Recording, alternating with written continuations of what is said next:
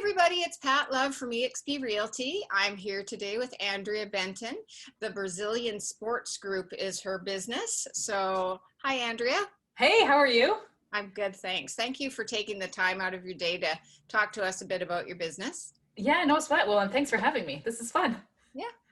I'm quite enjoying doing this. So, all right. So, why don't you tell us more about the Brazilian Sports Group and yourself as well?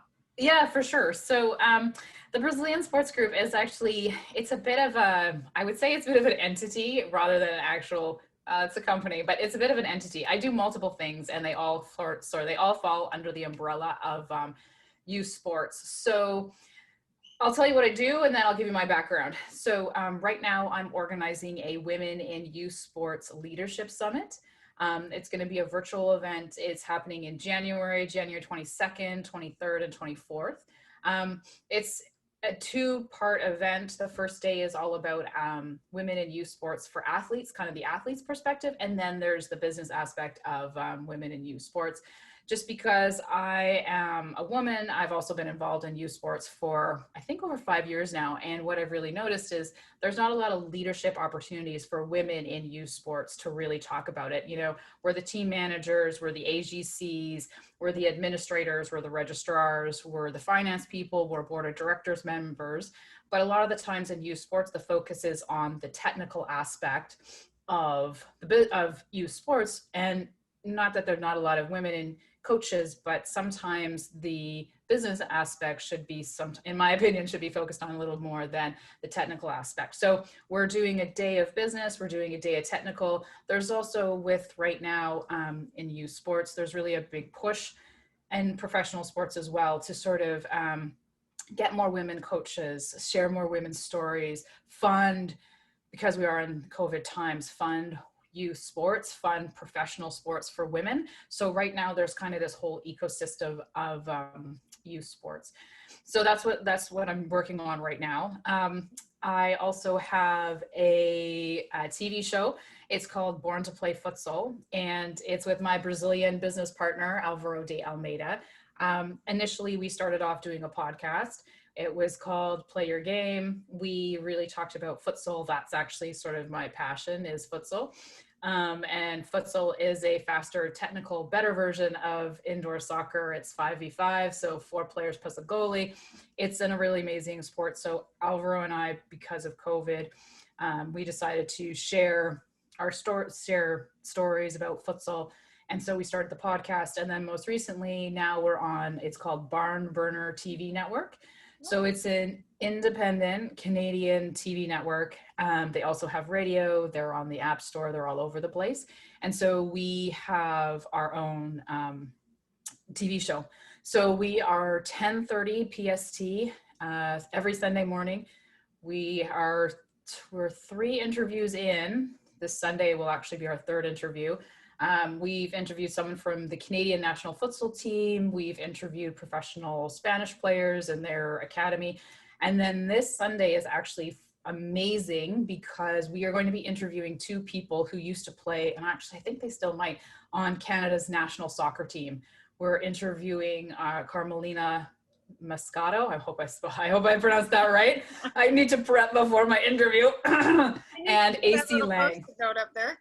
Yeah, and AC Lang. So it's an amazing opportunity, and we're actually going to be talking about women in sports, just because that's what they're talking about right now. And these ladies have they're amazing ladies, and they have an amazing platform to talk about women in sports and just really kind of push women in sports forward. So I think those are the 2 big initiatives that I'm working on right now. I've always got some other stuff going around, but but that's really kind of what I'm working on.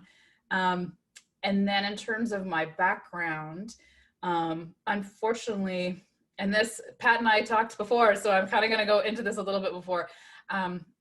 Before I was doing the Brazilian Sports Group, I was actually part of the Brazilian Futsal Club. And so the Brazilian Futsal Club, we were a growing club in the Lower Mainland. We were on par to have like 75 kids to do futsal, but then COVID happened and we had to stop.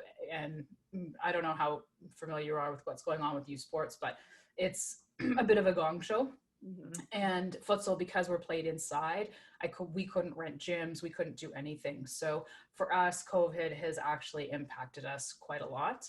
And we made the decision, and it was the right decision, to shut down the Brazilian Futsal Club, just because, the way things are going. It's just, futsal is an amazing sport, but it's played inside, and we couldn't rent a hard court surface if I tried. So Yeah, well, I mean, it's best to be proactive when you know that the rules keep coming fast and furious. So as opposed to, thinking minute to minute or day by day or whatever, it's best just to just adjust.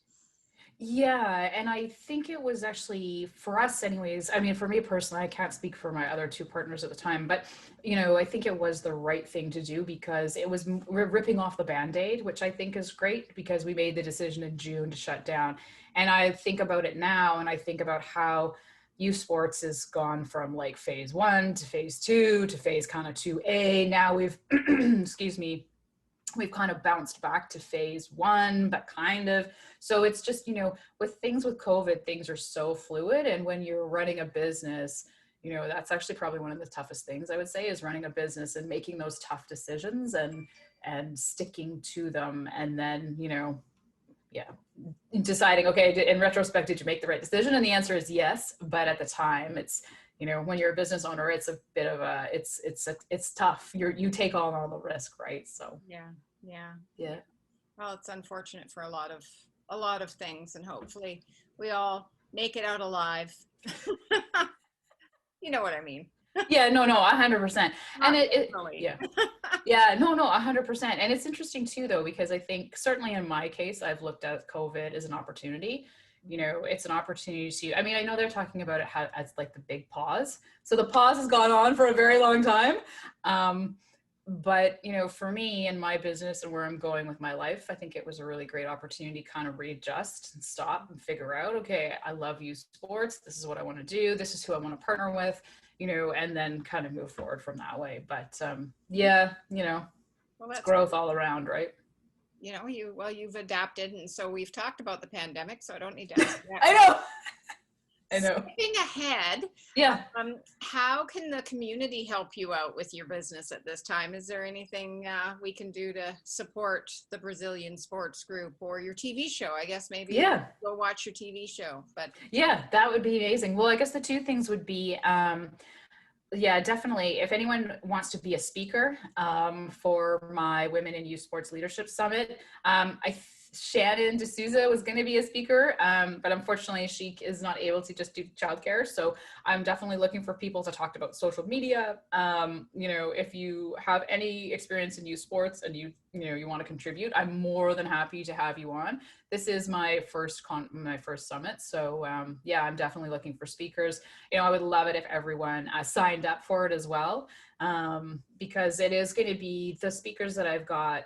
And I'm in the process of confirming my opening speaker for my Friday night. She was actually just nominated for being one of Canada's top influential women entrepreneurs. She was nominated for a WXN award.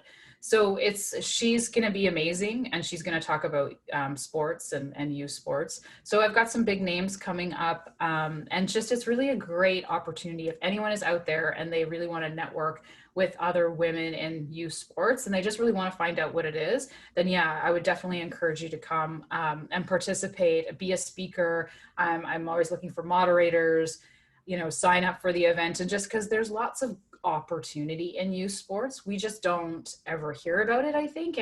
And there's lots of best practices from British Columbia to Ontario to even the United States. There's so many women who were involved in youth sports. So yeah, I guess, if you can support women in youth sports, my summit, that would be amazing. And then, yeah, definitely, it would be amazing to, for people here to watch the TV show. It's been really great. The TV show has been amazing, and it's opened up a lot of doors that we didn't think existed. And if anyone wants to sponsor, I'll plug this. If anyone wants to sponsor too, just because Born to Play Futsal, it's, yes, there's myself and Alvaro de Almeida, we talk about it. But then there's also really great sponsorship opportunities. So if you've got like a small little brand and you're thinking, okay, I'm more than willing to plug and talk about it and give you airtime and help build businesses too, because youth sports has really taken a hit during COVID. And then really until a vaccine comes out, which we know is coming, it's going to be bumpy. A lot of youth sports were impacted. So yeah. That's unfortunate. Okay. Now, do you have a website where people would visit for this information and to sign up? Is that? Yeah, for sure. So it's the women in youth sports what is it? Women, I have to look at it. What we can do, Andrea. Thank you. Send it to me and I'll Perfect. at the end of the video. It might be easier than you trying to. That's perfect, because that's perfect. That's perfect. Okay. Well, thank you very much for taking some time out of your day to share this. No sweat. It's cool. I didn't even know this TV network thing. What was the name again? Yeah, so it's Barn Burner TV Network. They're based out in Toronto. They are amazing. They have two networks. We're both on the sports network, and then there's a Her network, actually. So if anybody, this was actually the other thing I'd say, if any of your listeners out there, they're interested in having a weekly TV show that focuses on like women's health or numerology or anything like that, feel free to shoot me an email as well. And if they're interested in committing to a weekly show, there's lots of opportunities. So with COVID, there's so much need for amazing, authentic local content. And Barn Burner's awesome. So well, that's great.